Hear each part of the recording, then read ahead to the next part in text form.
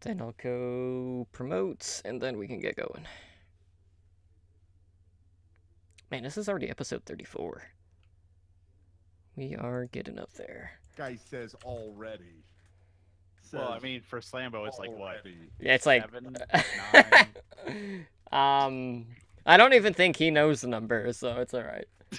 He's been with me the whole time though. Yeah.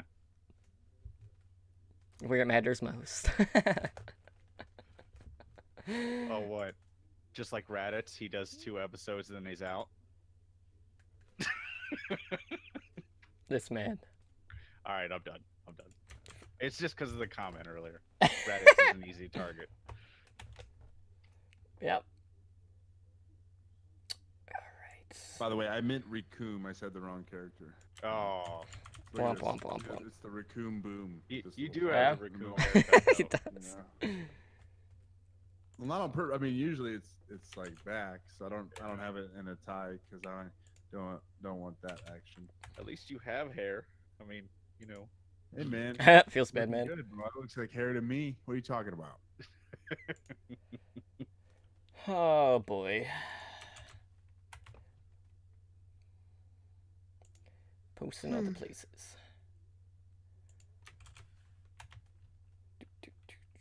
I'm trying to think if there's anywhere else. I'm in way too many Discords.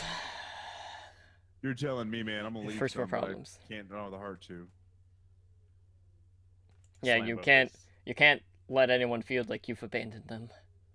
Slambo has left the OWLN Discord. Don't. Whoops. Wrong one. All right.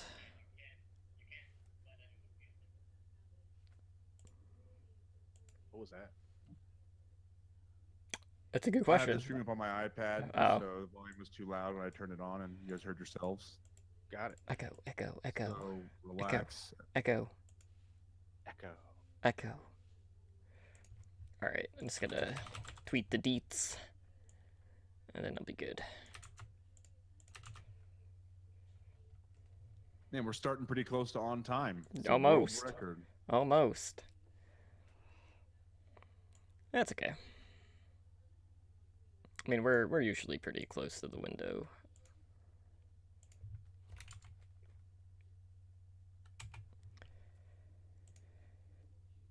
Man. I got too many Twitter accounts.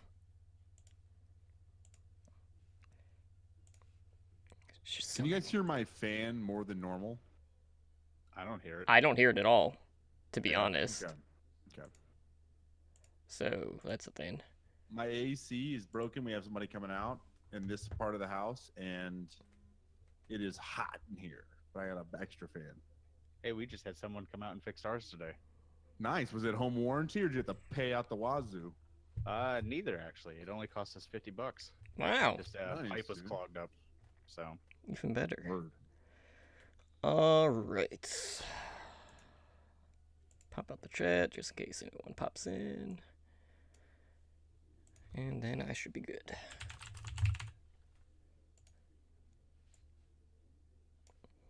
It's okay, Slim Boy. I already do not have the meme up, so you can calm your nerves. It's not even up right now, or it's not even going to be up since you're here.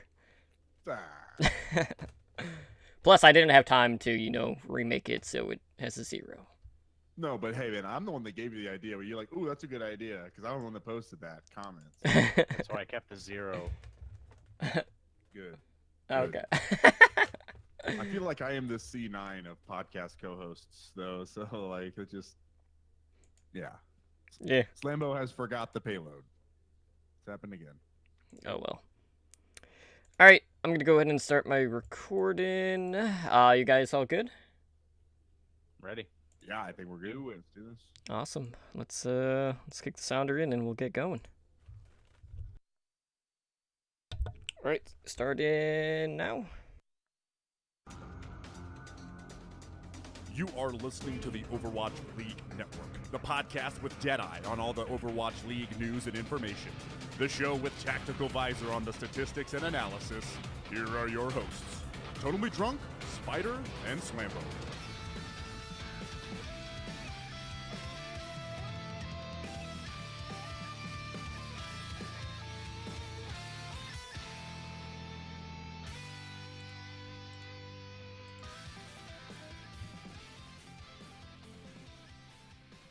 Switch way too early, that's okay. Welcome, guys, to Overwatch League Network, the podcast with Deadeye. On all the latest Overwatch League news, information, and esports analysis, I am your host, Emily Drunk, and tonight on episode 34, we're going to go around the league discussing the latest Overwatch League news. We'll take a look back at Stage 4 Week 1, update our power rankings, and let you know what to look out for in Stage 4 Week 2. But before we can get into the news and introduce you to my co-host, I just want to take a moment to thank everyone who is hanging out with us tonight over in our Twitch chat, and thank all of our repeat listeners.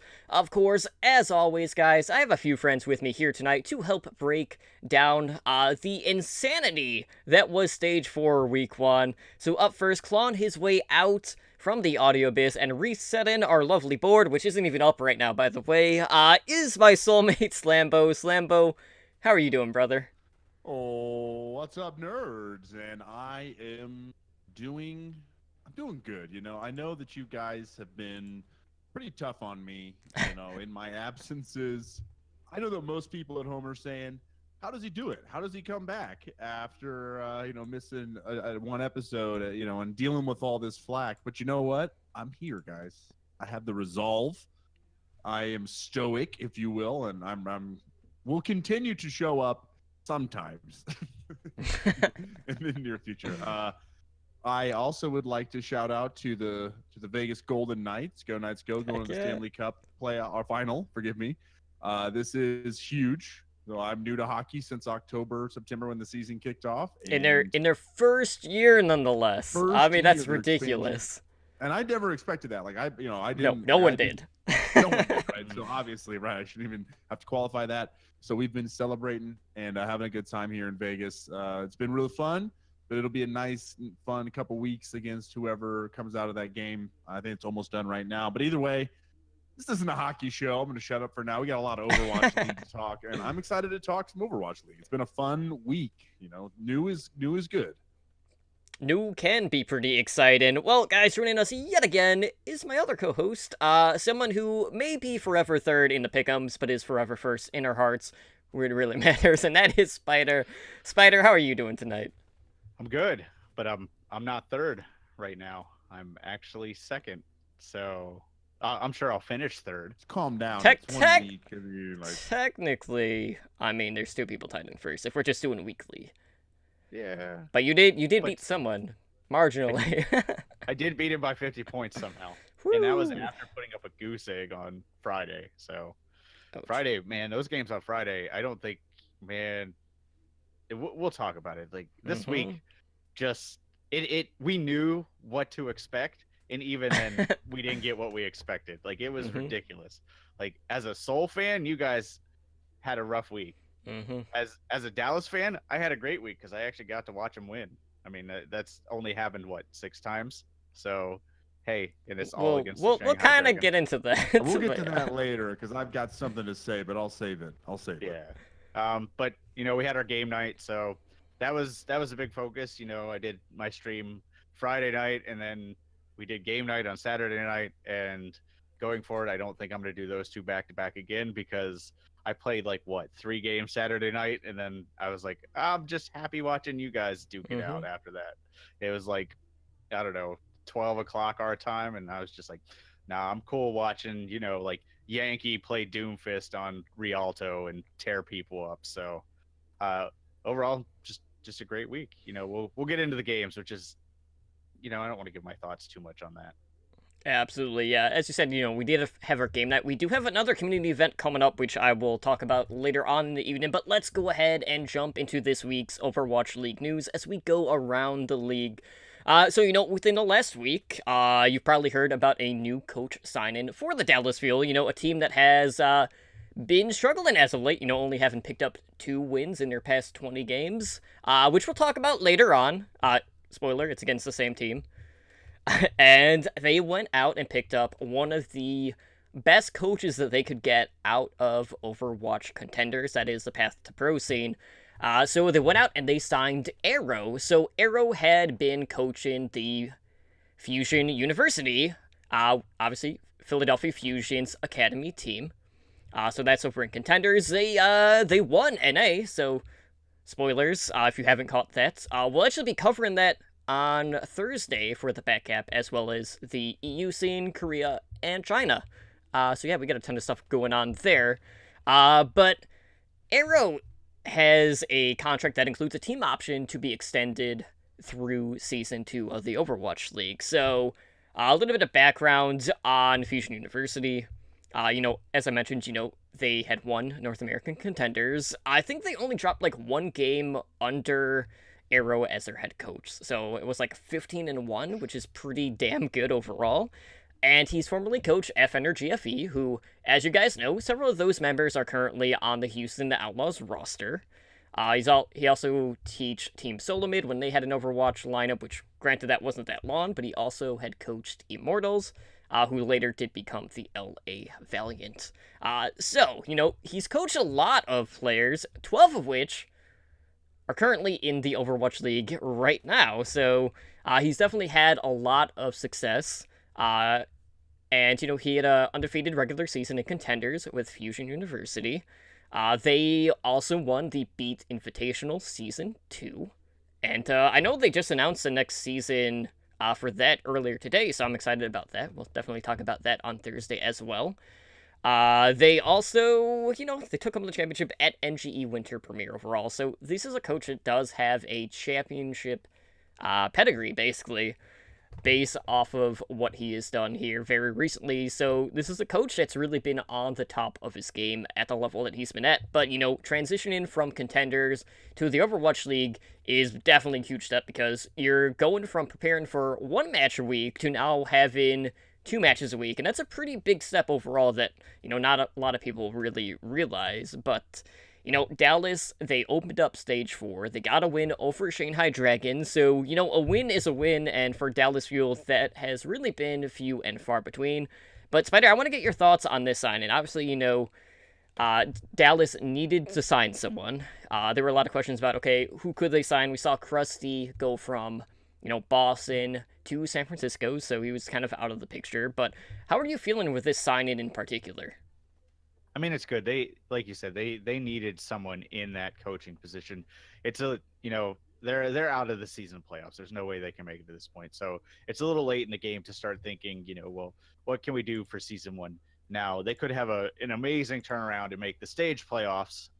Even as a Dallas fan, I don't expect that, just from what we saw in the Gladiators game, even in the Shanghai game. What I do expect is I expect a little more structure. Not so many, tank move situations. I think just as a whole, what they're trying to do, and I think this is going to be the best move for the players, is they're trying to create a stable environment where they can show off their talents and probably get picked up by different teams in season 2, because it feels like Dallas is setting up to just start from scratch, build a new team. Maybe they'll probably, if they kept anybody, it would probably be Seagull, because they just want the name recognition. And he has been one of their standout players when they actually play him. But I feel like Arrow's kind of going to be the stage 2, or not stage 2. Sorry, Ednor, I already messed it up. Season 2 coach.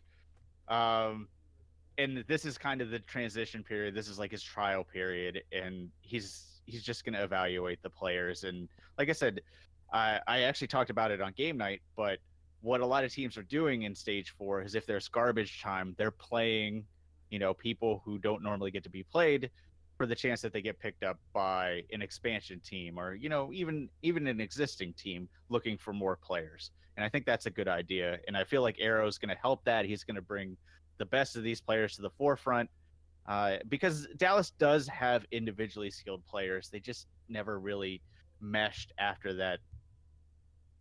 I guess downfall is the nicest way I can put it. Well, yeah, I mean, when you have a rotating door of tanks, it's really hard to get that synergy. The Jack in the Box strategy. Exactly. So, but like you said, Arrow's one of the most accomplished coaches. So I feel like, if you're going to bring in a coach, bring in a successful one.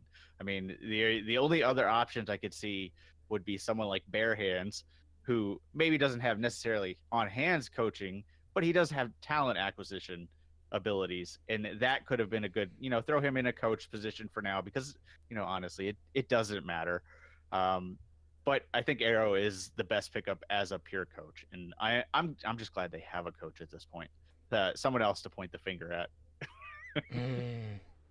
Oh, you mean the new Kai Kai? Is that what you're talking about? Yeah. I don't Well- know. Houston looked pretty good, so What do you mean they looked pretty good? You know what? I don't know if that's a lot all Kai Kai. I think they looked pretty good for a long time, Spider. But going back to this signing, I think that Arrow is, obviously, as a guess, that's the best we can fit in that spot because it was a high-profile coach that left that position. It's a high-profile opening because of the team name and the branding and some of those players on that roster, Siegel, namely. Are they all going to be there next season? We'll see. But this is I guess, the right person. I feel like it reminds me of the college to NFL football comparison where you have a coach at the college level who has one of the best teams, like an undefeated record. And people are like, I sure wonder what he would do in the big leagues, in the NFL. And I think that we have a little bit of that going on here. And so something I can consistently talk about, if you hear me back from episode 1 to episode 4, all of them that I've been on, come on. Yeah, carry the 3. Oh, don't add me in numbers, bad. But what I mean is consistently is that I always talk about storyline. It's such an important part to sports and esports is that narrative piece of it. So I think just the idea of seeing what Arrow can do against some of the better coaches with a roster that he has maybe a little bit more control over. Because right now this is not going to be how we measure Arrow. These wins, losses do not count towards what we expect from him as coach. But next season, we're going to be scrutinizing the fuel and expecting a lot because Arrow is such a good coach. So now that's a lot more pressure riding on Dallas's shoulders. And good Lord, they do not need any more pressure. They have enough. Look at Effect. He's went gray, disappeared to Korea, went full Dave Chappelle, as an Overwatch player. So I don't know. Let's see what happens with the player spots. Good signing. I think they're going to be a lot better next season just because of his tutelage and his direction, his leadership.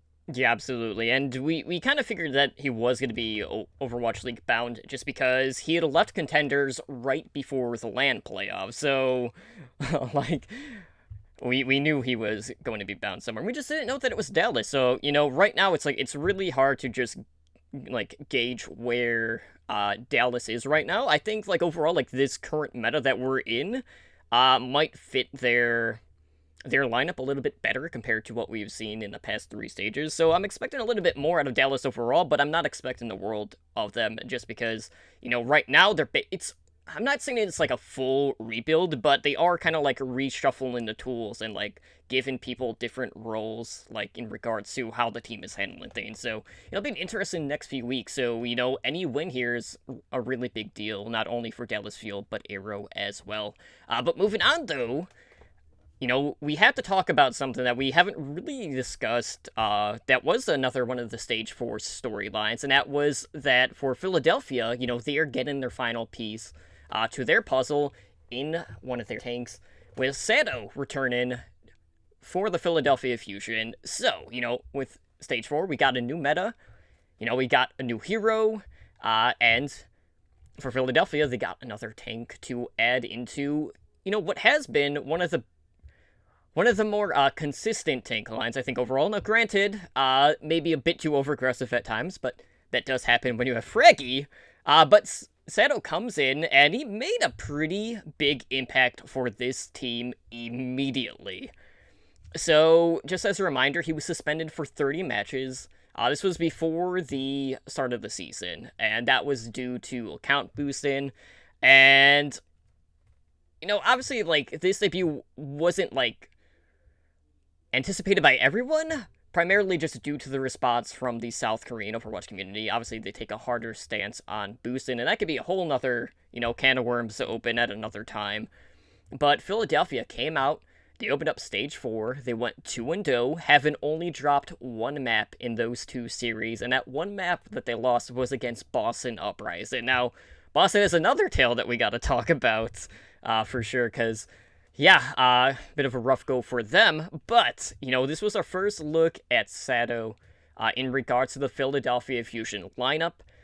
And, he doesn't have that hyper aggro style that Fraggy does bring, so we gotta see, a completely different look, really, for the Philadelphia Fusion. So, Spider, I just want to get your thoughts on your first impressions out of what you saw this week.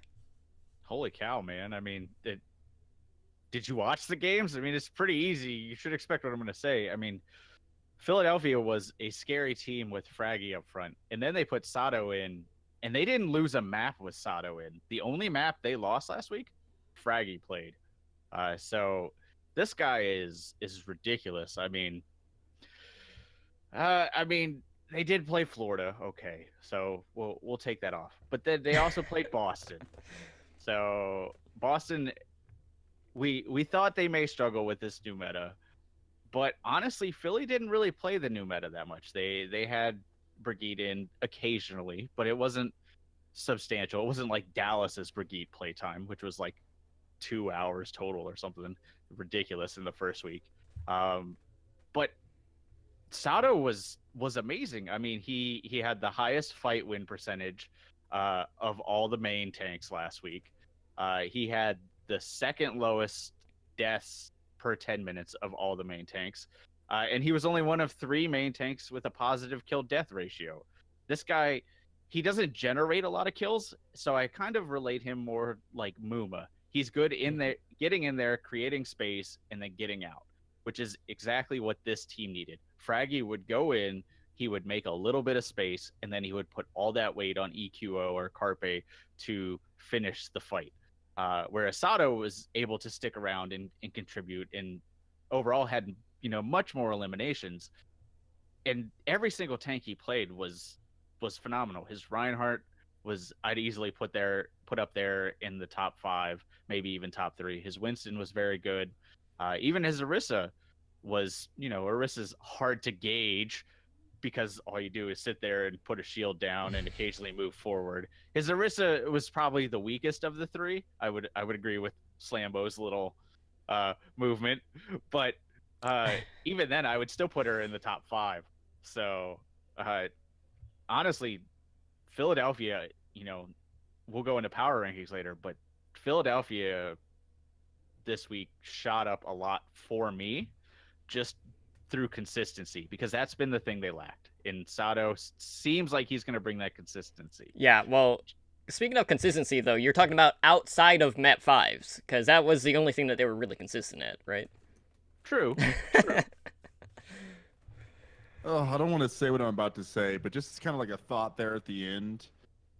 In Totem, I just want to apologize ahead of time for this, but I never really thought of it this way, but certainly, and definitely as of late, that Miro and Fraggy are way closer right now on that tank power ranking than I really imagined they ever would be, and that says something I think more about Miro than it does Fraggy. Right? Fraggy has his aggressive style; he's very unique in his way, but it's almost not always lent itself to the Fusion's favor. It's not always been, a good thing. So certainly with Sato stepping in, we just are going to see, like you said, a little bit different kind of space made, not the space from aggression, but more of a strategic space that Sato is going to bring to the table. And he said that he learned from Fraggy's Reinhardt. So that's good that you need that in your toolkit right now, certainly in this meta. So it's certainly good that Fraggy was able to kind of, coach him into more Reinhardt play, but he did spend most of his time on Winston. He had 68% Winston, 22% Reinhardt, and 10% Orisa. And I do know they did play the Mayhem. Yes, we will keep that in mind. But that Boston win against a solid momentum, Boston squad that has looked, pretty impressive in the last stage. Even in, I know things didn't work out in the finals, but they looked great. That is a huge win. I think that speaks volumes to what he can do. And what makes this different from other tank changes, like where Fisher joins the team, there's not time to build that synergy, to build that communication. He's been in there waiting in the wings, building that communication, watching the team play, being a part of practice, being a part of scrims when he can. So he's ultimately had a better chance to transition into the starting lineup than most other tanks have, and we're seeing that as well. But either way, I really enjoyed the play. Here's my little word play for you guys on this one. But soon enough, Fraggy is going to be in Sadno's shadow.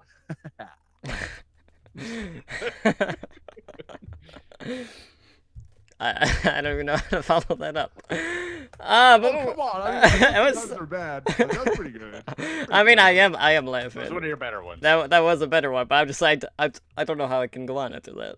All right, well, moving on, guys. If you have the Overwatch League All Access Pass, you might notice, those away skins are in the game now. You can get your 12 new Overwatch skins. So, just a reminder, those are primarily white. They do have, their respective team primary colors. There's kind of like an accent. But, you get a Diva skin. There's Anna, Zarya, Genji, Sombra, Lucio, Widowmaker, Orisa, Winston, Reinhardt, Zenyatta, and Junkrat. So 12 skins in all. And if you have not purchased the All Access Pass, you can still do so. Granted, that will just be for Stage 4 only. And obviously, there's only, 4 weeks left. Plus the stage finals. But, you can still get the skin. So if you don't have the pass yet, you can buy it for $30. Unless you're a Twitch Prime member, then you can get it at a discounted rate of $20 overall. But, guys, obviously, we've gotten more time to check out the All Access Pass, get a good feel for, like, all of the post-game stuff that they're doing. So now that we've had more time to see what the All Access Pass has to offer, I just want to get your guys' thoughts on it. Like, has your opinion differed now compared to what it was when we first saw it? Just because, like, when we first saw it, we hadn't really seen everything implemented. And now that we're getting more of a behind-the-scenes look, getting more interviews and things like that, like, are you guys enjoying it more so now? Yeah, I mean, I don't think we're the right people to ask because we'd probably enjoy it regardless. So I do like all the skins. I will say that as soon as the skins opened up, I claimed them and equipped all of them. In fact, you probably saw most of them at the game night because most of them were people I played on the game night. So it does make me wonder though, is they announced this after the initial announcement, and after people had kind of gotten their toes wet with the All Access Pass, and it feels like this was kind of like a response to the melancholy that was initially going around after it was announced, because they gave that free trial away and people were like, this isn't really worth $20 because first they said we were going to get overhead maps, and then they said no, you're not going to get overhead maps, but then you're going to get like player views, and then they kind of qualified that, say, well, you actually get views of the players. Yeah, so here's some static cameras, guys. There you go. So I feel like this was more a response to, like I said, the melancholy that was in the initial response from the community.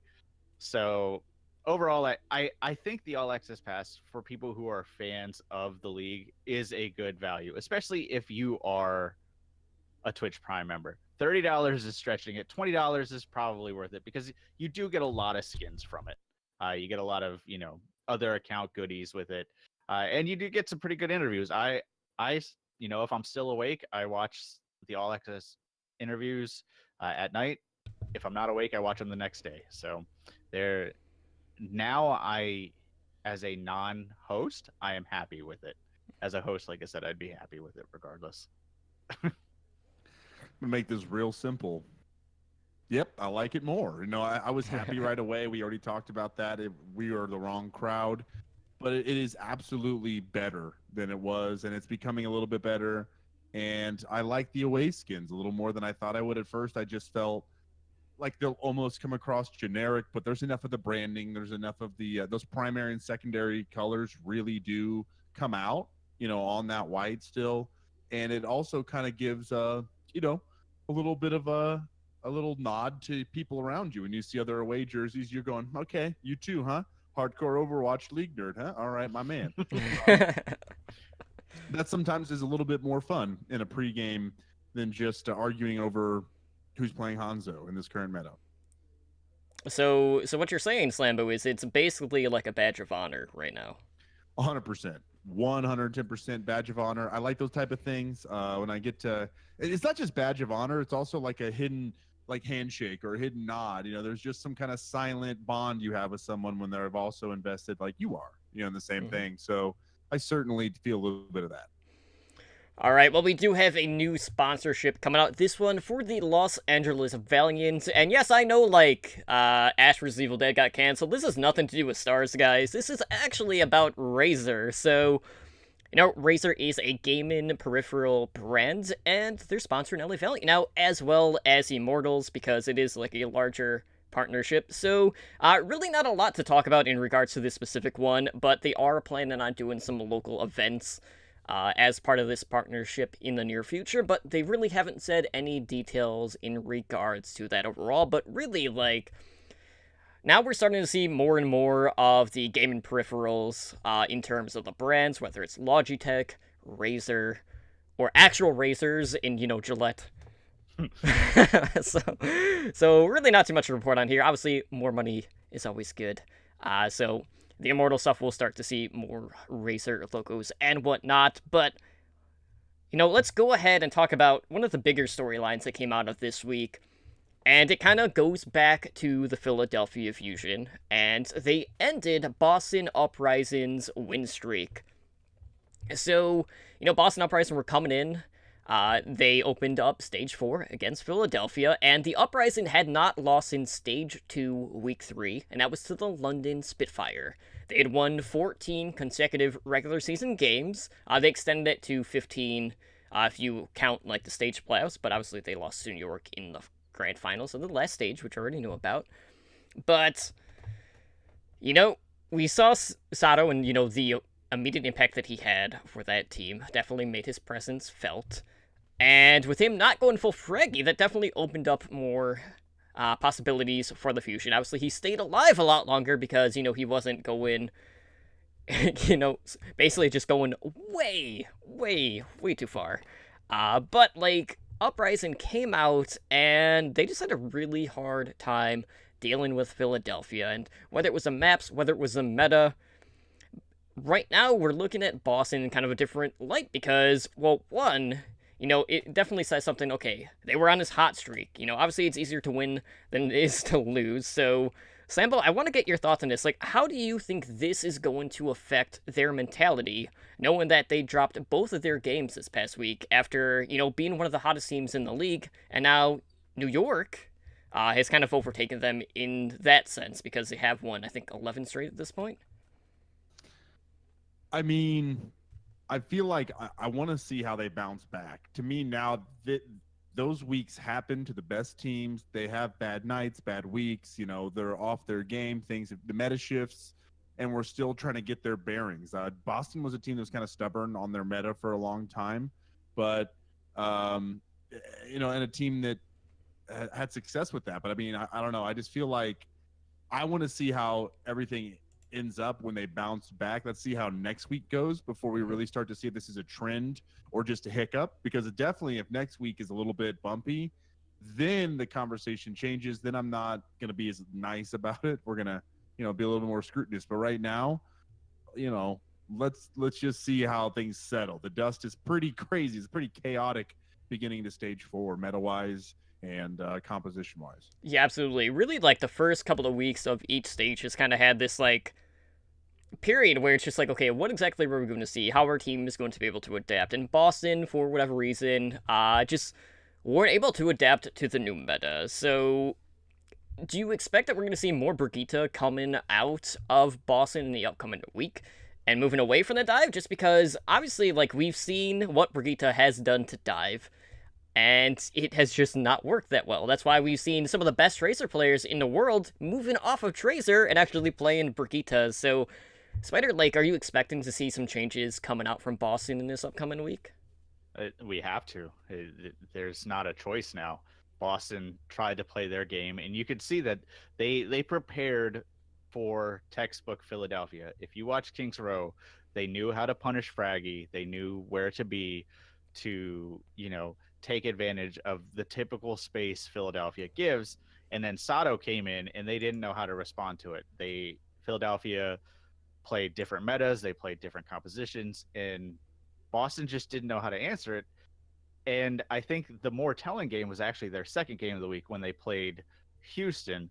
And that's actually the game that worried me because I feel like Philadelphia, you can kind of pin on the Sato factor. Sure, there was a meta shift and they had some problems there, but they really didn't know how to take that change of play style because they had never seen that before from Philadelphia because none of us have. But when they played Houston, they know Houston's a heavy anti-dive team. They always have been, and now this meta suits them. So they should have prepared for a heavy anti-dive comp. And then Houston proceeded to basically shut down anything they tried. So I mean, Boston did take one map, but I am worried about Boston. I'm not going to go as far as to say they're in a downslide because I made that mistake last stage, and I'm not going to do that again yet. I think I'm 100% with Slambo.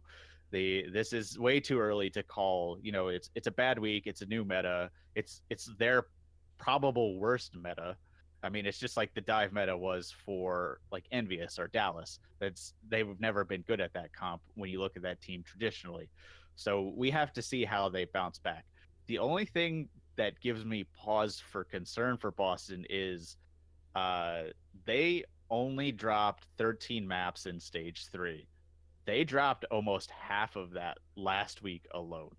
So there are some statistical sides that we have to look at, but overall, I'm 100% with Slambo. They have to make some changes. It's too early to say, oh, Boston's going to be terrible this stage. I say give it one more week, maybe even 2 more weeks and see how they do. They have a pretty cushy lead, so I have a feeling they'll make the season playoffs pretty well as long as they can turn out some wins, which they, Dallas, Shanghai, they'll pick up some wins along the way. They play Dallas this week. It's their first game of the week, and it kills me to say this, what better team to bounce back other than Shanghai? You play Dallas. So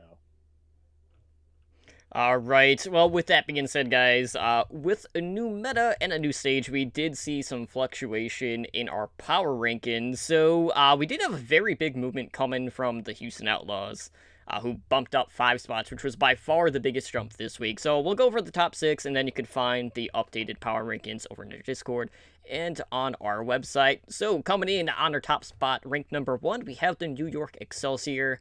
Boston, despite the week 1 slow start, we have they're in second, so no movement there. Houston Outlaws bumped up 5 spots. We have them ranked 3rd. We have Philadelphia Fusion at 4th, London Spitfire in 5th, and then the Los Angeles Valiant had dropped 3 spots and came in the 6th hole. So that 6 through 8 spot was definitely where the majority of the fluctuation was in regards to the power rankings, and I'm expecting that to pretty much continue throughout this stage as things kind of settle in, because obviously a lot of these teams are trying to figure out just who their Brigitte player is, for one, because we've seen a array of people actually playing Brigitte regardless of role, which I thought was pretty interesting, but we'll talk about that later. But let's go ahead and talk about this past week's games in the Overwatch League as we look back at Stage 4, Week 1. So on Wednesday, we saw the Los Angeles Gladiators defeating the San Francisco Shock 3-1. We saw the LA Valiant defeat Seoul Dynasty 3-2, which was a huge game because of the fact that they were 1 game apart in the overall stand-ins, so some movement there, which was very important. We saw the Dallas Fuel pick up their 2nd win in 20 games. This one against the Shanghai Dragons 3-1. On Thursday, we saw Philadelphia Fusion defeat Boston Uprising 3-1. New York Excelsior defeated Florida Mayhem 3-0, and the Houston Outlaws swept the London Spitfire 4-0. On Friday, the LA Gliders swept the Dallas Fuel 4-0, Houston Outlaws defeated the Boston Uprising 3-1, and the San Francisco Shock defeated the Seoul Dynasty 3-1. And then to cap off the week, guys, we had Philadelphia Fusion 4-0 the Florida Mayhem. We had the LA Valiant defeat Shanghai Dragons 3-1. That one win for Shanghai was against the B team, so we actually got to see Numlocked play in the Overwatch League, so he made his debut. We also got to see KSF again. This showing wasn't that much better either. So at least they were able to beat the B team, because if they lost to the B squad, that definitely would have opened up more discussion in regards to where Shanghai is at this given time. But to finish off the week, Saturday night, we had the New York Excelsior defeat London Spitfire 3-1. So, obviously, it was the first week of Stage 4. Brigitte entered the Overwatch League, and we saw some interesting things. Some teams played her immediately, some teams opted not to run her at all. We saw teams just try to stick to what they've been good at, not really working that well. But man, we saw some interesting things. So we saw a lot of triple support team competitions being ran. That really wasn't a surprise. We expected a lot of the Reinhardt and Zarya paired with like a spam rat or a Pharah or Widow, whatever. Take your pick for the DPS, but the triple support was a major part of that.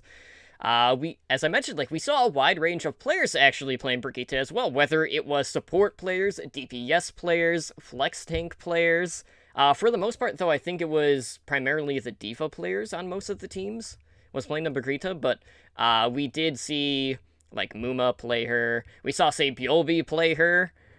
So, some very interesting stuff with that as well. But we also saw, the idea of threatening teams just with Brigitte, even if she wasn't in play, that was always, a card that is up their sleeve. So, there's a lot of mind games going on, and teams are really having to know when to adjust their strategy and team composition, because if they don't, I mean, that's pretty much game over at that point. So, we did see kind of the rise of the spam-type compositions coming out with the Pharah and the Junkrat to kind of whittle down the defensive lines.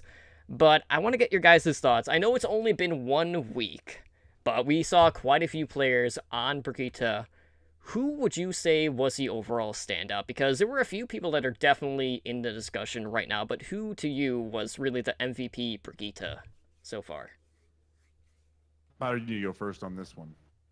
Okay. I would say the Houston Outlaws, because we saw 3 players from the Houston Outlaws play Brigitte, and all 3 of them did amazing. And they all played her differently. That was the crazy part. Muma played the more, hang back, tactical, guard your back line. Linkser played up front. Jank played, stupidly aggressive. It was basically, you had, front, mid, and back. And I think all 3 of them did it. But if I had to give it to one of them, it would actually probably be Jake, because that aggressive style, look at their wins. Clearly it worked. I liked Mickey's play. I feel like with a little more refinement, I actually would give it to Mickey, because Mickey gave us a lot of solid performance. But, most of that came at Shanghai's expense. So I want to see him. He did really well in the Gladiators game, even though it was a 4-0 game. It was actually, a fairly, I don't want to say close, but it was competitive. I'll put it that way. More so than I would have given them a thought for, 2 or 3 weeks ago. But yeah, you hit the nail on the head. It's just her being there is enough to force it. When you look at D.Va and Winston, their pick rates dropped 20%. Ryan and Zarya both went up 25%. So they're mixing and matching there. And Tracer, even if Brigitte wasn't on the field, Tracer's pick rate dropped 50% from stage 3 to week 1, stage 4. That's huge. So she is definitely in the meta. She has a 24% pick rate now. That's only going to go up. I don't know. So for me, I don't know if it's just the effect of Mickey that he has on me, or if it was early enough on.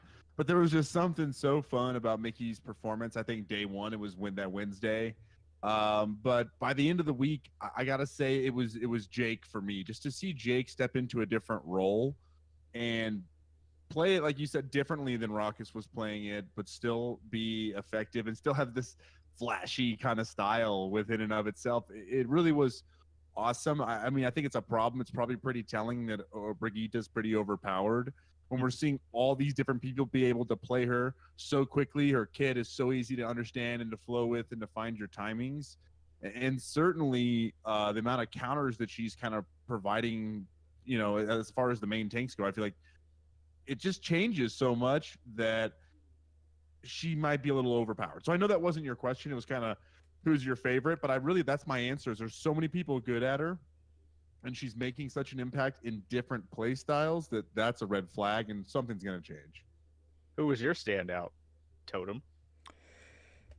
I mean, I was gonna say Jake too. I think we were all on the same board. I mean, I was Yeah. like, I have to say, like, I figure, like, we all kind of expected like Houston would be looking better.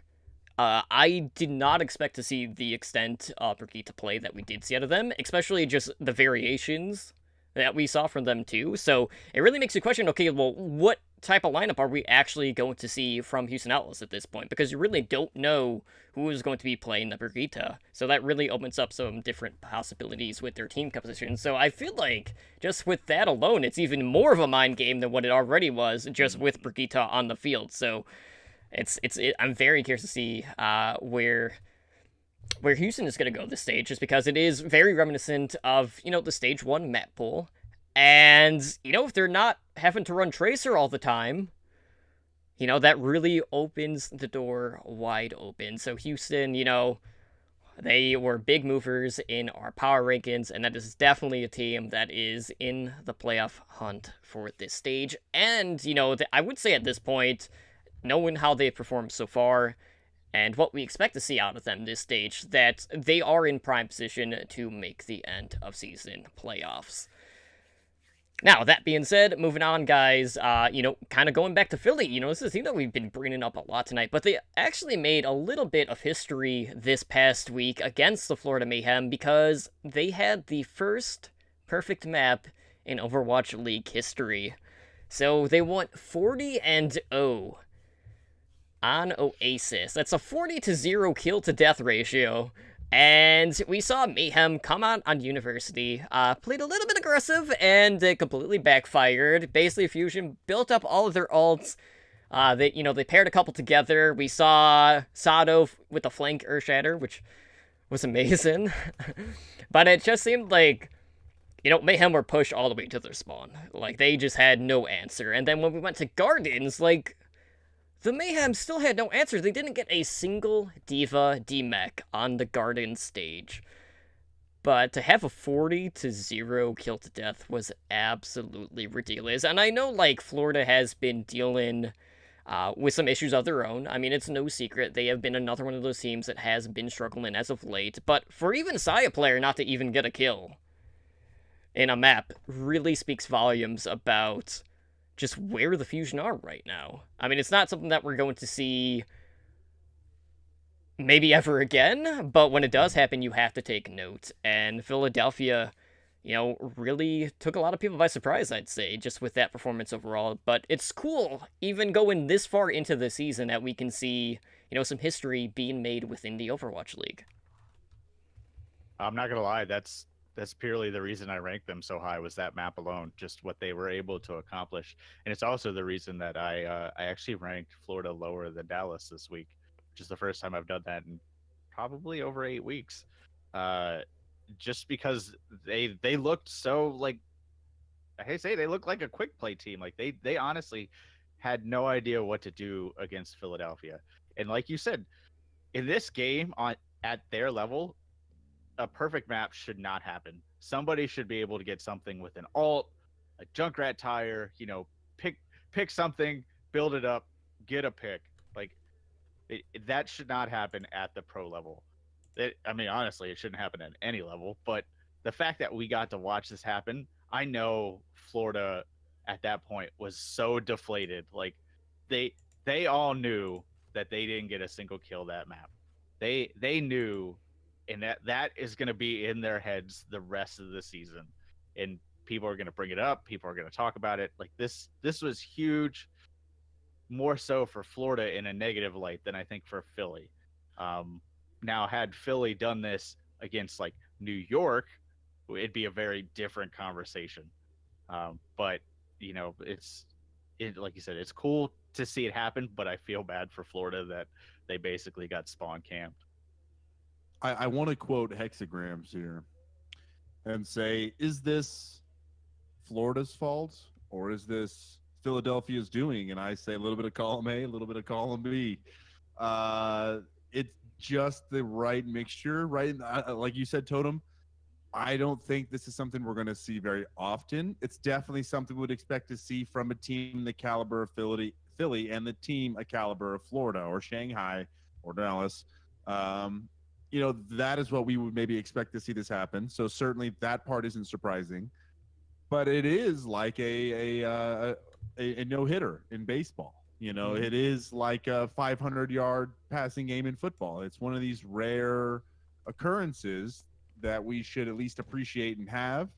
And really, we should celebrate more of the positive side of the story rather than, kind of uh, deprecate the poor Florida mayhem at this point. But to your point, Right. Spider, it's something that I did agree with when you said it. It is somebody's responsibility to do something, to do one kill, a pickoff. There's going to be an overextension, a punishment. It's just tough that it didn't happen, and it hurts. But overall, we're not going to see this again for probably, maybe one more next season. That'd be the most. Yeah, absolutely. So, kind of shifting gears, let's talk about another one of those teams that has been doing a lot of good lately. And, it's with good reason that they've been at the top of our power rankings pretty much since day one. And that is the New York Excelsior. So, New York Excelsior have been the most dominant team in the league, bar none. They picked up their 11th straight win, which is currently the longest win streak in the Overwatch League. They have won 23 of their last 25 games, 12 of which have been shutouts. So, regardless of the map pool, regardless of what heroes are popular in the meta, or who their opponent is, New York is basically just run-shotting through everyone. Doesn't matter who it is. And even in a meta that isn't revolving around dive, we see CPL be coming out with Rita. And I know a lot of people were like, okay, well, what's he going to do? Well, there you go. That's the answer. He'll be on the character that destroys the dive, basically. And then on top of that, we have to look at Jonak. Jonak with all of that armor, having that huge HP, regardless of the secondary rate of fire changes that did occur with the patch that they were playing on for Stage 4, that has to be just about the scariest thing in the Overwatch League right now. Knowing that Jonak has like 350 HP, and those right-click effects really had no change into, like, the amount of kills that he's picking up. Like, what are you supposed to do right now? I feel like after everything we have seen, New York feels like they are meta-proof. Unlike London and Seoul, they've been able to adapt to metas quickly. And that's really been something that Korean teams have struggled with in the past, but it hasn't seemed to really phase New York in the slightest. So, we saw some things that really stood out. So, like, for instance, in their game with London, looking at Jonak for a second, he was about, 3 times ahead on overall damage dealt midway through that series compared to Bedosian. And obviously, Jonak is the highest damage dealing support player in the game. I don't know, like, how his overall damage is compared to the other DPSs, but, for the most part, he's been leading the lobbies, so has to be pretty damn good overall. So, looking at where they are right now, like, how do you stop New York? Can anyone stop them? And if so, like, who do you think has the best opportunities to dethrone the Canes right now? Because New York is, quite a few steps ahead of everyone right now, I'd say. And they have been for pretty much the entire season. Yeah, I mean, they looked dominant. To directly answer your question, I don't know. I don't know who can stop New York. Like, based off of week 1, maybe Houston has the best chance. They would just basically play a war of attrition and see who comes out on top. But New York is meta proof. I mean, they have such a talent that they can play anything anywhere, and this actually just furthers Jonak syndrome. Which, if you don't know what Jonak syndrome is, it's basically the thing where New York dumps all its resources into Jonak and lets Jonak just hard carry the game, and other teams kind of want that same thing to happen. And there's a whole thing about it. You should look it up. But this further accentuates Jonak syndrome because, like you said, he has 350 health. he can land those right clicks still. But what made Jonak so scary was that if Jonak is close to you, he can land those shots. So if you're in a duel with Jonak in mid or close range, more often than not, you're gonna lose that duel. And now that he has 350 HP, including armor, you're gonna lose that duel. Like it's ridiculous. And the fact that he has Sayobi right there with him as Brigitte, I like I said, I don't have an answer for you. I sat and looked at this and I was like, their games were so dominant that I don't know how you beat them right now. I apologize, Spider. At some point in the middle of that, my wife came in and was yelling at me, so I may have missed out on some of what you said. So I hope I don't repeat really much of anything. But I don't know if I'm allowed to answer the question this way. But maybe none of the teams are going to be the ones that knock them off their horse.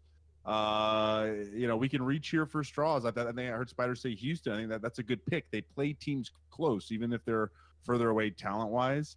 But I don't think anybody's going to knock them off their high horse. They had 9 players against London. They had 9 players against the Mayhem. And traditionally, that's what they always do. So what I mean to say is they're a good team about rotating in their players at the right moments and being successful with it, where a lot of other teams have those changes and those shifts, and it feels clunky or like there's some catching up to do. I don't know how they've done that. I got to say that's coaching. So being able to see the strengths and weaknesses and put the puzzle pieces together is what's caused that. So it's absolutely fun to watch, and you got to respect New York no matter what. But at the same time, I don't really have a good answer. I don't know why, but gosh, do they do it better than anybody else? And they make it look easy. And instead of me kind of hating them like a true villain, it's like a respect thing. It's just it works out for them. Now they've got their staples, their cores that really don't change out.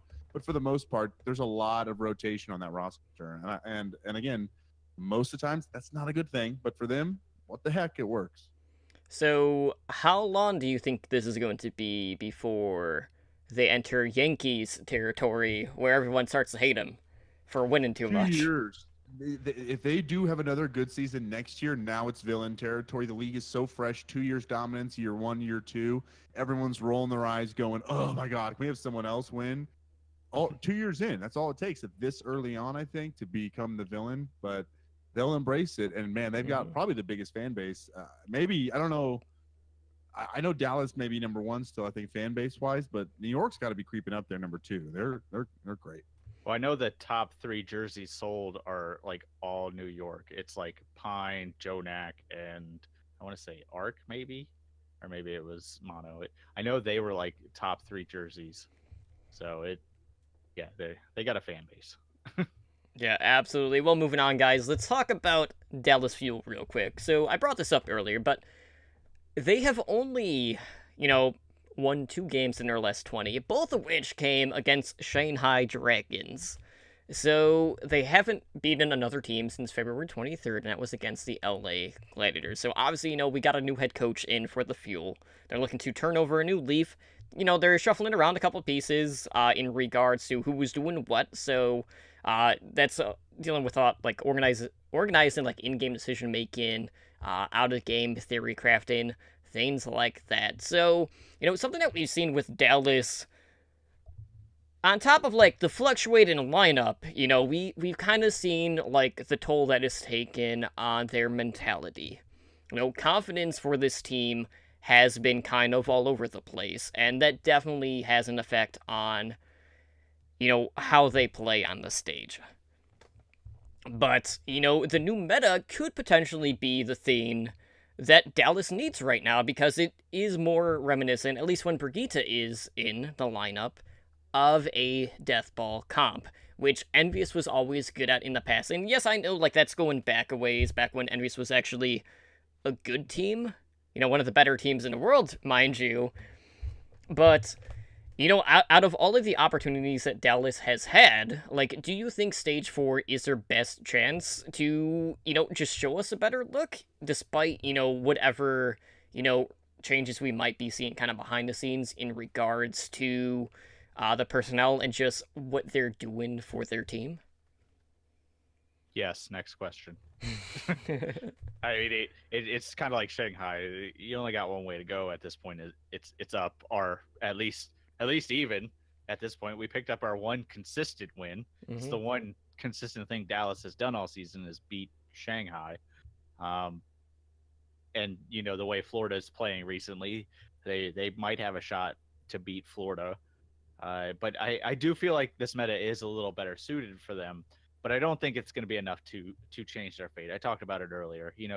They could make a run at stage 4 playoffs, but I don't think that's going to happen. I think they may pick up one or two more wins. Like they may beat the Shock because the Shock has been a team they've beaten in the past.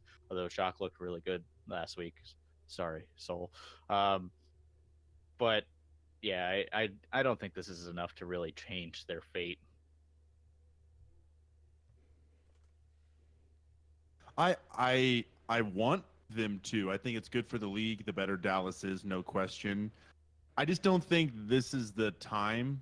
It's kind of it's like that feeling when you've got your 2 weeks in and it's like the last day, right? So it's not like you mailed it in the last 2 weeks. You're like, or whatever. You did your job your last 2 weeks. It was your last day. It's the last couple hours of your shift, and an angry customer calls in or something. You're just like, you know what? Not this one. And I just don't think this is their time to get exhausted and panic. And certainly the players themselves are playing for their future next year. But I think they've already kind of played for their future next year. And I think they know that, we know that, but there's nothing they can do at this point that's going to turn anything around. And maybe I'm being cynical. I just don't think they're motivated to like try their hardest right now. Their coaching staff's not trying to turn it around. And I think that's a good thing. I think that kind of healthy break for the organization of just resetting and relaxing, it's good.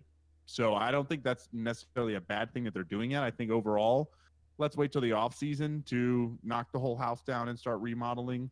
Let's not even talk about it right now. Let's just enjoy the last stage of the season. Let's have a good time. And that's healthy too. So yeah, definitely, like, coming out of the gates for Stage 4, we've seen quite a few teams struggle. 5 of the teams did not pick up a win in Stage 4 Week 1. And out of those 5 teams, only one of them failed to secure a map win, and that would go to the team that, was on the wrong end of a perfect map, being the Florida Mayhem, who finished off the week 0-7-1 in regards to their map record.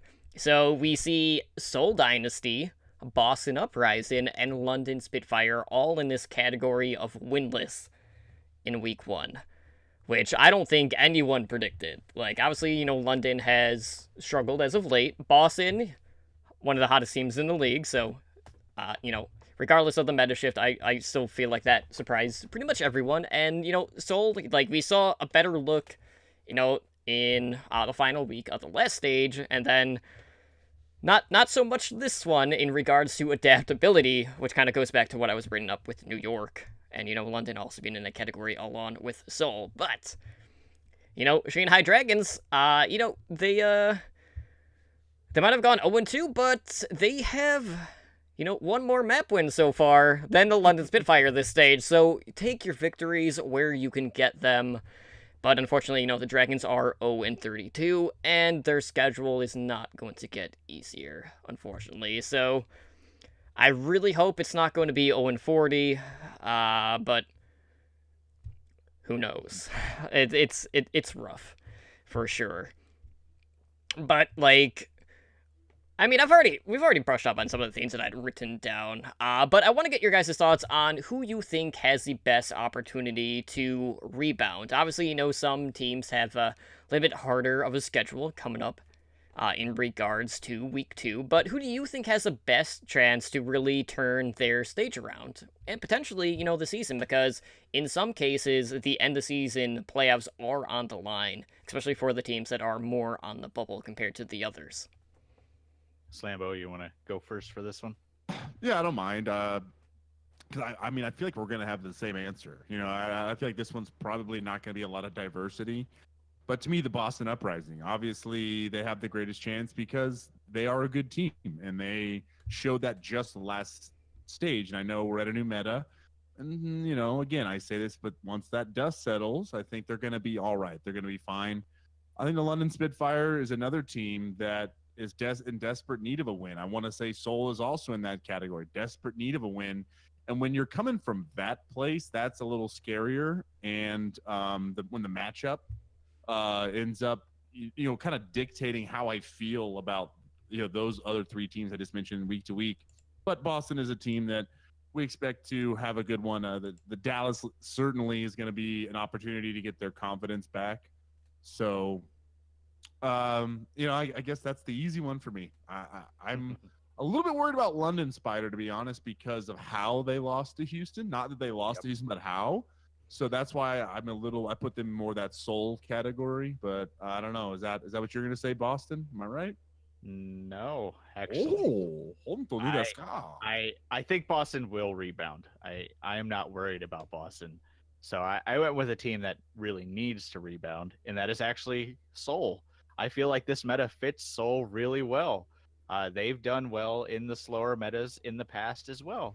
They just have to freaking adapt to it. And once they adapt to it, I feel like they could rebound.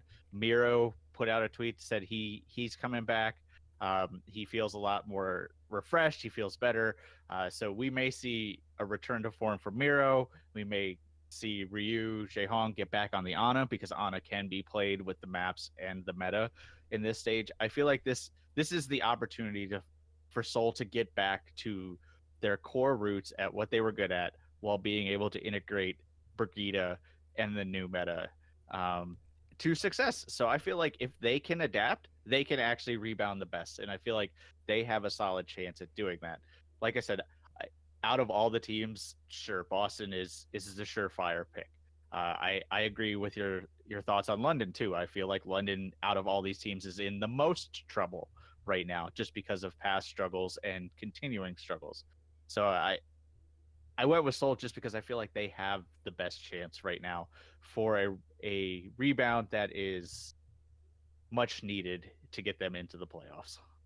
Well, kind of to add on to that, one of the issues that Seoul is going to face is their week 2 schedule, because you want to talk about a tough week.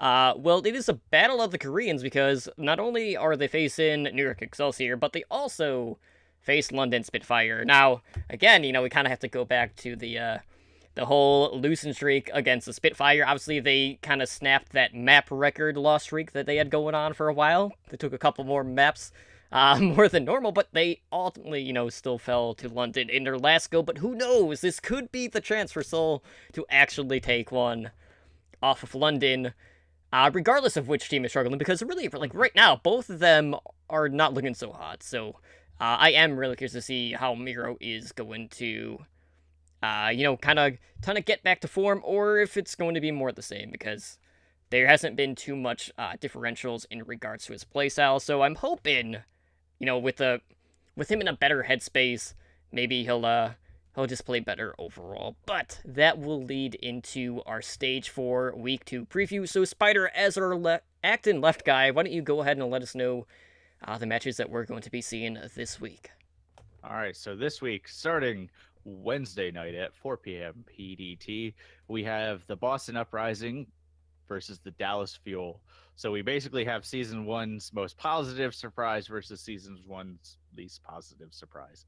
So is this Boston's return to form, Totem? On any given week, I would probably say yes. But, I really feel like Dallas has a chance in this one, because Boston, I don't know what they were thinking. Obviously, they're like, okay, we're just gonna run what we're comfortable with, and then it didn't work. But then we also really haven't seen, the other side of the coin from them either, so it's really hard to gauge where exactly their mindset is going to be right now. Obviously, they can't come out running straight dive, because Mickey is more than likely going to be on the Brigitte. That being said, I still favor Boston in this match. I think it'll be closer than people are going to be expecting. I do have Boston winning. I have it 3-1. But, I would not be surprised to see Boston kind of going back and forth between the dive and the Brigitte comp. But, I don't know. I feel like Boston is going to need just a little bit more time to really like figure out what they want to do, because this is going to be a tough week for them. You know, Dallas might put up a good fight, they might not put up a fight at all, but then they face the Valiant in their next series, which is another big match overall. But I think right now, I think Boston will come in, they'll get that win, but, you know, that Valiant game is kind of a toss-up. But, you know, I say overall, Dallas, I expect better things from them overall this stage. Just not against Boston. Solid. So 6 p.m. PDT, we have the Florida Mayhem versus the Los Angeles Valiant. So Florida has actually beaten the Valiant once, and it was on the last time they played Hanamura. But last week they had a poor showing last week. So Slambo, why don't you give us your thoughts on this one? Well, let's see here. Wait.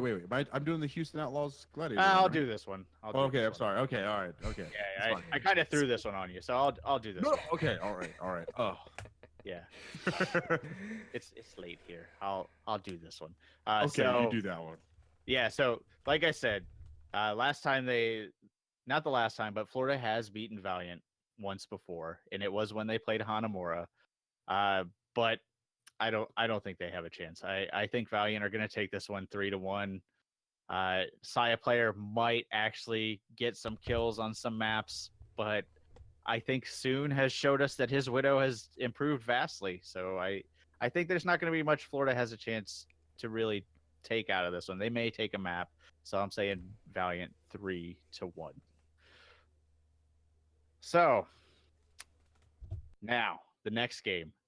You can have this one, Slambo. At 8 p.m. PDT, we have the Houston Outlaws versus the Los Angeles Gladiators. So what do you make of this one? Houston looked pretty dominant last week. Well, I know it's early in the standings, but you know, these are like two of the top teams map differential and record-wise going in right now. So, you know, both these rosters kind of more in the middle of the pack when it comes to overall standings, but it's still an important time for both these teams if they want to have any shot at all. And Houston right now looks like they have a lot of momentum with a couple of impressive wins last week. It's an exciting time for me personally because I enjoy Cool Matt's play, so I think he's someone to watch out for. Not only has his diva been more than serviceable, one of the best in the Overwatch League, but now he gets a chance to show his Zarya off, one of his original kind of core characters when he came on the scene, and I really want to see what he can do on the Zarya, so take a look there. And then also, I really am curious to see who is going to end up with the reins of Brigitte. Both you guys had mentioned this earlier. A lot of good Brigitte play, so it really comes down to what style they prefer. And you know, I do want to call out that they're for the Gladiator side, that his Bishu played a really good Brigitte against the Shock. He ended up looking pretty good, and the Shock have looked better than they have in the past. So that's a little bit more of a surprise for me. However, again, first week, a lot of new bumps and pains. But if you just look at Fisher statistically throughout his entire time with the Gladiators, he's just one of the best tanks in the league. So he's always someone that I enjoy watching. And the reason I'm bringing up all these points is this is going to be a close match. These two teams are very close together. And I feel that no matter what, it's 3-2 either way. But Houston will end up eking it out, taking the confidence from that win of London last week. I think they're going to be feeling pretty good coming in here. And we'll be able to handle the meta shifts. But I would expect a close one, but 3-2 Houston. Just to kind of add on, I do want to remind people that for the Gladiators, Void is in Los Angeles now. So, you know, there is the chance that we could see the reunited tank duo of Fisher and Void. So just keep that in mind. So Don't get me excited. I really want to see him play, especially in this series, because this match is going to be so damn hyped. Oh man, his Zarya was like one of my favorites. So let's see some more of that. Yeah, you can get Fisher, Void, and Bishu all on the map if you throw that Brigitte in there. So there you go. So Thursday games, starting us off at 4 p.m. PDT, we have the London Spitfire versus the San Francisco Shock. London hasn't lost to the Shock yet. Do you think this will be their first time, Totem?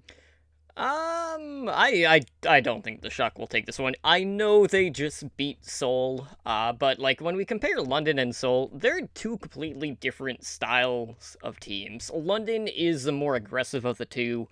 You know, they'll be more in your face. And yes, I know they've been kind of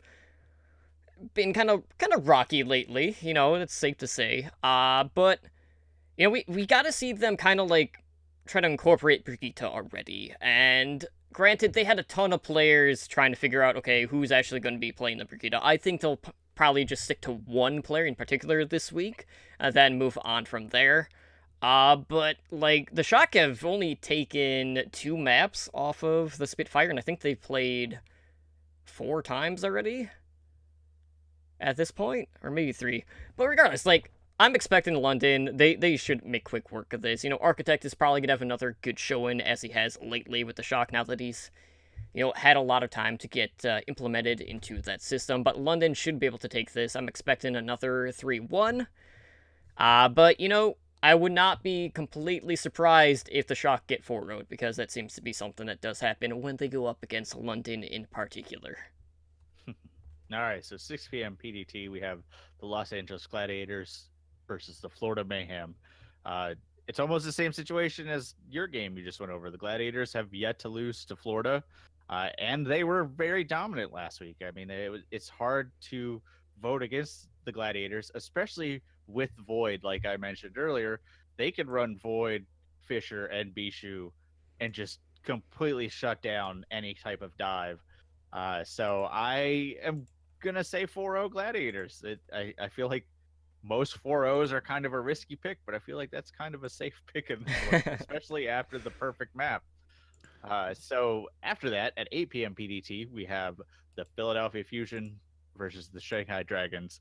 Slambo, what do the Dragons have to do in this one? Play around Gaguri. This is some. I mean, I Otto was what I just said right there. But I feel like right now, Gaguri in the past, Rosaria has obviously what she was known for, what she was discovered for.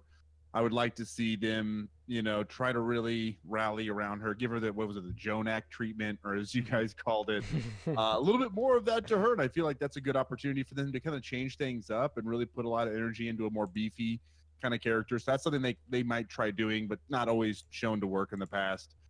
Damon definitely needs to improve, but it seems like their tough practice schedule might be wearing on the whole team. So I don't necessarily blame them as much as once I found out their coach kind of came out and was like, yeah, we kind of go from 10 a.m. to 11:30 p.m. or 11 to 10:30. Either way, it was ridiculous, and I just felt like that may be wearing on them. Certainly not a lot of improvement like we've seen. So, they're not really going to be putting up much of a fight here. I think Philadelphia's going to really kind of have their way with them. We'll see if Fraggy remains in Sato's shadow. And we'll also expect to see no subs from the Fusion. The reason I say that is when they played Mayhem last week, they kept the same 6 in the whole time. So it's almost like maybe when they feel, and at that point they'd played Fraggy in the match before, and maybe they had saw the difference and they wanted to keep Sato in and really practice and work. This is another one of those situations. They'll probably leave Sato in the whole time to get a lot of reps against an easier team, as opposed to maybe switching out him with Fraggy. So amongst all those things, a lot of other talking I did, it really comes down to Philadelphia's going to 4-0 these guys. It's not going to be close. I want Shanghai to win. I'm cheering for him, but goodness gracious, this is not the team right now. It's the wrong time to play this team, Shanghai. So good luck. I will mention that Shanghai has taken Philadelphia to a map 5 twice. So it's not this Philly. Yeah, not this Philly. I am 100% in agreement, but I did want people to know that. They should at least know that That's fair. Shanghai can win maps. Except Control. Except Control, yeah. So, sorry, Game 5. Friday's games. At 4 p.m. PDT, we have the Los Angeles Valiant versus the Boston Uprising. Valiant have pushed Boston to Game 5 the last 2 times they played. You think this time the Valiant will actually pick up that win on map 5, Totem? I think so. As my sinuses are driving me nuts. So yeah, the past 2 games this has gone to a map 5. When you kind of look at the map pool for this one, we got Kane's Row, Hanamura, Oasis, and Dorado. For the 4 maps. Boston Uprising haven't really done so hot on Dorado. Their Kane's Row has kind of been okay. Oasis is really the one where they can kind of turn things around. So I really feel like, depending on where Boston goes with at the start of it, if they're in a hole, they'll have a hard time coming back. I feel like overall, the Valiant just have looked stronger compared to Boston, especially with the early look. So, I think just with the way that Soon has been playing, we've been seeing a lot more consistency out of him. Agilities when he's in, getting that burst damage out. He's looked really good as well. And for Boston, it's just like, it's a matter of how quickly will they be able to adapt. I don't think it's going to be perfect. I think we'll get a better look. But I feel like in this one, knowing how Valiant has played them, even when Boston was at their best, Valiant was always a team that played them the closest. So, with that being said, I think the Valiant will take this one. I do expect it to go to a Met 5 overall, but Valiant will finally pick up a win over Boston and really kind of cement themselves as one of those teams that should be in the discussion, even though they aren't currently. As a Seoul fan, that's gotta hurt. Yeah. So I said some things that were betrayal, but so did he. Where even continue Spider. I'm sorry. As long as it evens out, right? 6 p.m. PDT, we have the New York Excelsior versus the Seoul Dynasty. So this is one of those big Korean matchups you mentioned. I mean, we know what New York is capable of. We've talked at length at what they're capable of. I talked earlier about what I think Seoul needs to do to adapt. But like I said earlier, I don't know who can beat New York right now. And I think Seoul has a chance to make this competitive. And I feel like this will go to a game 5. But I think New York's actually just going to fall back, play the game they're good at and take it 3-2. These two teams have been a little closer match than, say, Seoul and London, the other, Korean matchup, just due to, Seoul not winning maps against London for most of the time. They match up better against New York because they have a similar style to Seoul. Right. So I feel like Seoul can make this competitive, but I feel like New York's, they're just too good, man. So 3-2 in favor of New York. Sorry, Slampo. I can see the hurt on your face. I respect it. I don't blame you. It just hurts. I want Seoul to win, but I don't think they can do it. I think Trust they have me, my soul wants Seoul to win too. I think they have a better shot in their game against London, and that should say something because of their previous mentioned record against London. So at 8 p.m. PDT, we have the San Francisco Shock versus the Houston Outlaws. So what, Outlaws going to dominate again, Slambo, or do you think the Shock will carry on that win from Seoul? I'm going to talk a lot about the Shock because we've talked a lot about Houston. We talk a lot about Houston. They're just a team we just end up spending time on. So I really felt like Sinatra began to find some of his timing and confidence against Seoul. Again, not necessarily the number one team right now, and a team in a little bit of turmoil, some changes and some differences than they're used to. But it's nice to see Sinatra get that. I think Sinatra needs to find some momentum to continue to try to move forward. I feel like we waited for him for so long. I wanted him to just be Sebiolbi, but unfortunately, I just felt like he's not surrounded by the best team right now. They're getting better. The coaching seems to be helping a lot. But Sinatra getting there. I want to see him continue this against the Outlaws, especially against Jake, maybe if they get a little bit of a chance to tracer duel. Former teammates from the World Cup. I like it. Architect. He plays a lot of heroes. For his both games last week, he's had 6 characters against Gladiators and Soul. I want to call that out just to see if that trend continues, to see if he's just hero swapping too much, trying to figure out what's working in the meta. This is probably not the time to do that in the middle of these matches. Maybe save that for scrimmages. But let's just see if Architect can slow down. I think he's going to need to maintain a smaller hero pool and more time and ult charge if they expect to beat Houston. And lastly, Super needs to make a damn impact. Forgive my language. I just feel like Super, again, another person that he's just kind of, he has his moments, and on certain maps and on plays, it's there. But if we want to see Shock even have a chance against Houston, we need Super to play out of his mind as well. That all being said, if all those things happen, I'm wrong. But if I'm right, Houston will take it 3-1. One map will fall. Solid. So wrapping up the week on Saturday at 1 p.m. PDT, we have the Seoul Dynasty playing the aforementioned London Spitfire. So Totem, we already talked about this a little bit. So what do you think Seoul can do to actually win this one? I don't like when my dads fight.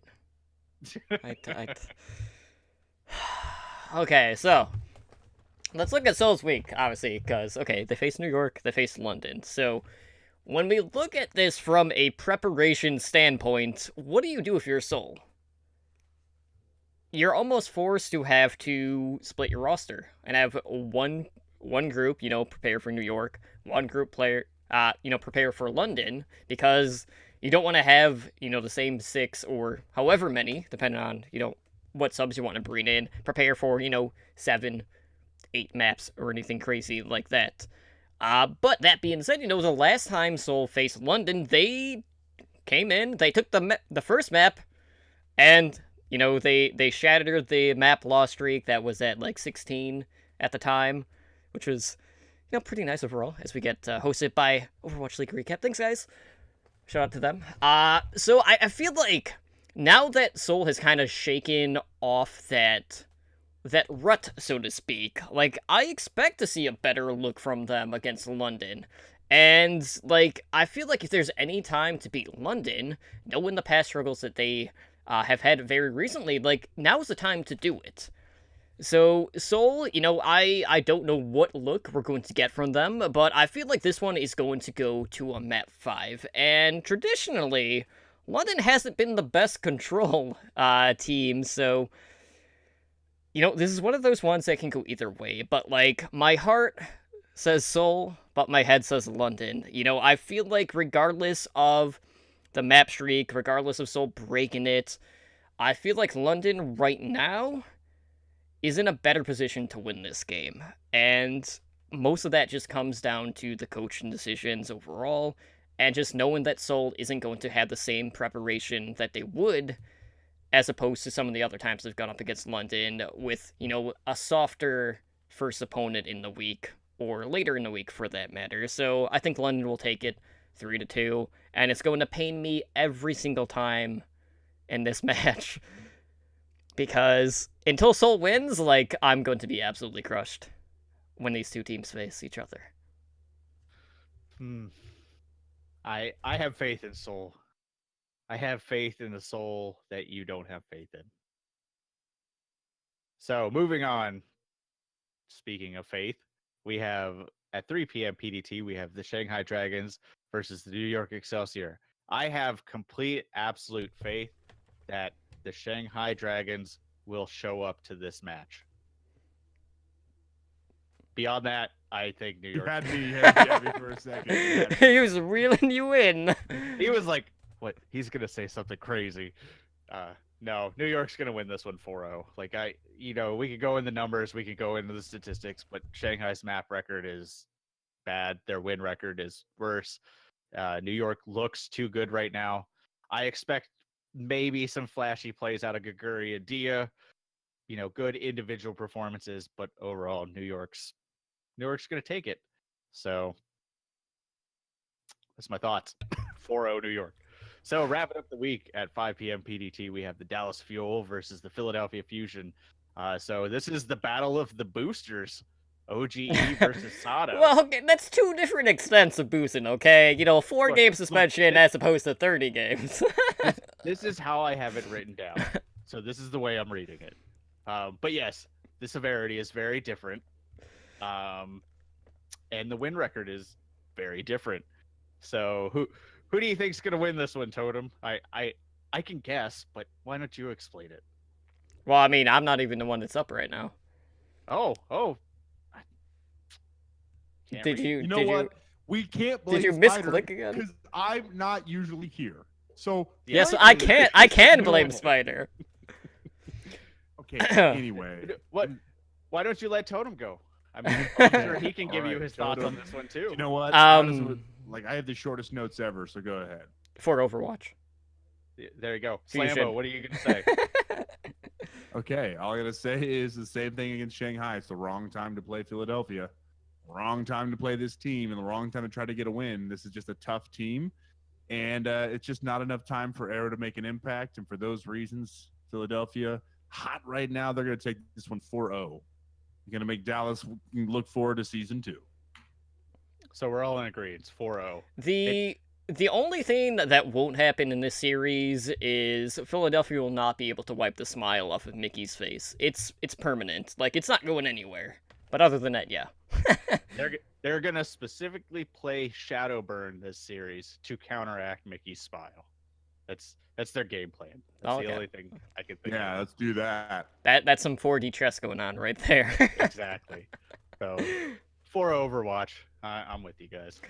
Alright guys, well, that's just about going to do it for us here tonight. So with that said, let's go ahead and close out the show. So if you guys want to support the show, one of the best ways to do that is to go leave us a review over on iTunes. I know we got a new one, I don't know if it posted yet, and I don't really feel like checking mid-show, but I know who sent it, and he's in the chat right now. So, it wasn't there earlier, so I don't have it written in my show notes, but just as a reminder, guys, we do have our Pick'em League that is still going on. We are in Stage 4 now, so we still got stage prizes up for grabs. So, no, you can still join. You can find the link to that in our show notes. We do have the updated host stand-ins, and in regards to weekly stand-ins, you know, we have a tie for first place between myself, Totally Drunk, and Edinar, who's actually in the Pick'ems, apparently. I don't know if he just started, or if he's just been doing so bad that we haven't noticed him. I don't... just like, include me! We're like, alright. Yeah, yeah, but him and I both finished at 3,600. In technically third, you're still third, because it's a two-way tie for first. We have Spider, who had 3,200, and then Slambo, you know, he might be back from the audio abyss, but it did not aid him in the pick'ems, as he was 50 behind Spider this week. But overall, you know, we're still in the same order. And you should, by now, guys, you should know who's where. Yeah. But basically. Spider, I mean, your season's over. I'm fairly convinced that if Totem was in third place at this stage in the show, he would have cut this segment. You guys, we're just not going to do the host thing anymore. So we have our Pick'em League. We're good. Hosts are in it. Don't worry about it. Don't worry about that. Yeah. But in other news, guys, we do have, you know, just a reminder, we did start Overwatch Recall. That is a listing of several different Overwatch League, and Path to Pro podcasts. So it's a podcast directory right now. You can find that on our website. Yes, that is true, Bob. But, like, we release episodic listings in regards to all these podcast episodes every Sunday. I did start a separate Twitter account at OW Recall for this. And we are going to be doing a podcast for Recall that is coming soon. Not Blizzard soon. I should have some details to share on that here within the next week, maybe 2 at the most. But we do have some pretty major news, and that is we are expanding our community events, and we're going to start having some monthly tournaments. Yeah, I mean, you can keep ignoring yourself all you want, Spider. That's fine. But our first tournament, guys, is going to be coming on June 30th. That is going to be at 6 p.m. Pacific time. And this will be a 3v3 lockout elimination tournament. So, all of the matches for the tournament are going to be streamed live over on our Twitch channel, which hopefully you're at right now. If not, that is at twitch.tv/OWLN show. And casting those matches will be myself, Totally Drunk, and Slambo. And we are going to be doing, like, giveaways for the tournament in regards to the entrance. We might do stuff for, like, the viewers in chat as well during the tournament, so stay tuned for more details in regards to that. But for more information on the tournament, you could go to the challenge page, which I will link right now over in Twitch chat. So grab a few friends, sign up. You do have to register on the challenge website, and if you guys need help with that, just let us know. We can help you out with how to get signed up for the tournament. But we hope to see you guys all there, and this is going to be something that we're going to be doing moving forward. So we'll have basically 2 events every month, one being a game night, one being a tournament. And with the tournaments, we will have rotating rule sets, so don't expect to see the same thing twice, or if we do, it would be, you know, slight variations in regards to, you know, the format type. It's 3v3, Bob. Now, that being said, Spider, why don't you go ahead and let everyone know where they can get a hold of our podcast on the interwebs? Luckily, I don't have to read this part because I almost know it by heart now. We have a new email, so this part I do have to read. If you'd like to contact the show, you can do it at contact@owlnshow.com. So no longer the Gmail account, just hit us at that new account. Our Twitter and Instagram is at OWLN Show, website www.owlnshow.com. You can find us Overwatch League Network on YouTube. I posted a video of our game night. I actually have 1 or 2 more videos from game night to go up. I've been busy, so I could only get the one out now. But we're going to have more content coming to YouTube very shortly. You can find us on Discord, discord.me/OWLN show. If you're not watching on Twitch, you can watch us on Twitch, twitch.tv/OWLN show. We have 3 shows a week, and then we have 2 kind of unscripted shows. Our first show is the show you're currently listening to, or hopefully watching, which is Overwatch League Network. That is Mondays at 7 p.m. PDT. That is our core Overwatch League show, everything about the pro seed. Then on Wednesdays, successfully making its switch starting last week, is our variety of Overwatch show, Heroes Never Die, which is Wednesdays at 5 p.m. PDT, where they talk about anything Overwatch, and I'm sure you guys will talk heavily about the anniversary event this week. Absolutely. And then on Thursdays at 7 p.m. PDT, we have our Tier 2 Contenders Path to Pro, basically everything Overwatch League related that isn't actually Overwatch League, which is the back cap. And then Friday nights, like I said, I host the host stream. I'm actually doing a Get Out of Gold stream where I'm basically playing with friends to help them get out of gold. It did go very well last Friday, so I hope this Friday it will go better. And then Saturdays, we either have our game night or totem streams, and he, I'll leave it up to him. He does a variety of things. So if you want to find myself on Twitter, you can find me at SpiderGD. If you want to find me on Twitch, basically here, OWLN Show. All right. Well, as for myself, you can find me over on Twitter at CTR. And if I'm on Twitch, guys, I'll be here. As you guys already know, I'm here 4 nights a week, sometimes 5 if I happen to also be on Friday, which probably won't be that often. But Slambo, where can people get a hold of you over on the interwebs? They can find me on Twitter at SlamboVerwatch or on twitch.tv/Slambo. Good luck finding anything new on my Twitch page. All right, well, that being said, guys, I do have to plug Con Before the Storm real quick. So if you guys are going to BlizzCon, even if you're not going to BlizzCon, Con Before the Storm is a party that we need to talk about because it's just a community-ran party, and they are doing a Kickstarter right now, and their next stretch goal is by far the most important one because it revolves around World of Podcasts. So, if you listened to last year's Overwatch panel, you may have recognized a few voices as Slambo and myself were on that particular panel, as was a few people that are in the chat room right now. But their next stretch goal is going to be the one that makes World of Podcasts happen. So that will cover Overwatch, Heroes of the Storm, World of Warcraft, podcasting, Hearthstone. Like, there's a ton of stuff. So we really need to get them to that next stretch goal. So if you guys can help out with that and donate, we would greatly appreciate that, just because that is content not only for people that are there, but also everyone, because it is free to download on multiple podcast feeds. So any help would be absolutely massive. And I'll throw in like the sounder that they gave us later on as we wrap up. But definitely check out their Kickstarter. I will leave that in the show notes as well. But for now, guys, that is going to do it for us here tonight on Overwatch League Network. Again, this has been episode 34. I am Totally Drunk, that is Spider, and there is Slambo's chair, as he's not on screen right now. And we will see you guys back here next week, guys. Have a good night.